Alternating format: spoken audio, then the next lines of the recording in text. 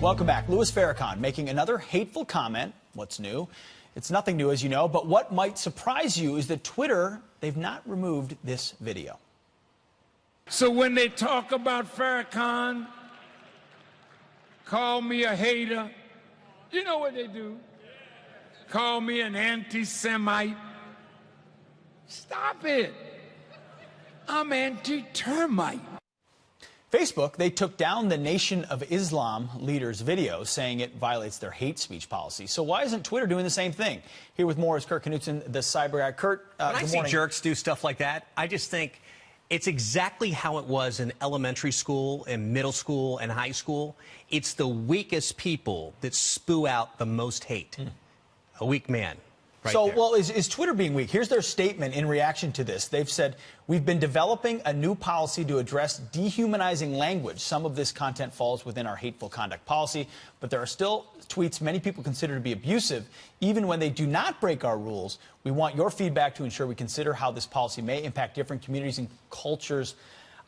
Count me as, listen, I don't agree with a word this guy says, but when the speech police come in to determine what's hateful and what isn't hateful, where does it end? And they're sitting in Silicon Valley, and it's, you know, CEO Jack Dorsey. We've seen him in front of the Senate recently answering to a lot of questions and being open-minded. But the fact is, these companies, these tech companies that are now shaping what we hear online are sitting out in California with...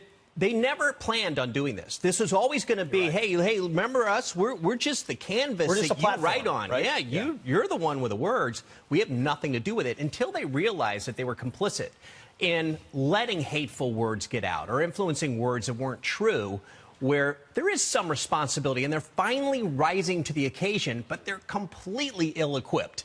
They have no ability to really... So you've got some geek sitting behind a computer going, yeah, I'm Louis Farrakhan, that's fine. Let that one go through. But this conservative guy over here, what he's saying about issues he or she are passionate about, well, that's not acceptable. So we've seen conservatives shut down, but stuff like this sails. How? Yeah, there's a pile of really good Americans that are online that are finding some accounts that are just turned off.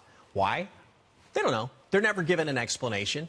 Meanwhile, you have these hate mongers that continue to go on, and then in Twitter, Facebook was really good. They kicked them up. They said, all right, get them out.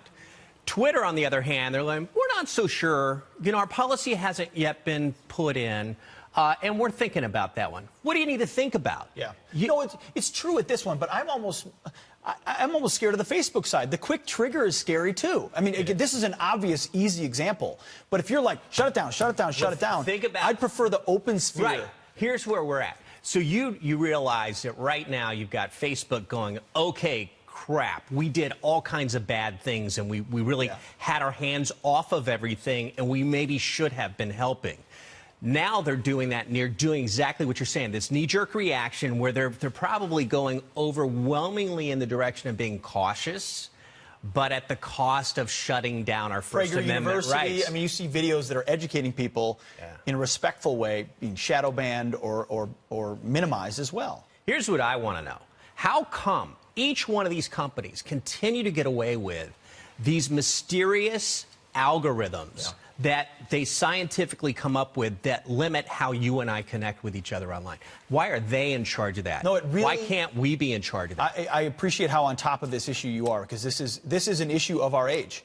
If we believe in the First Amendment, these companies are going to have to be held to account. We agree completely on that, Pete. Goodness. Good to see you. Kurt, good to see you, buddy. Appreciate it.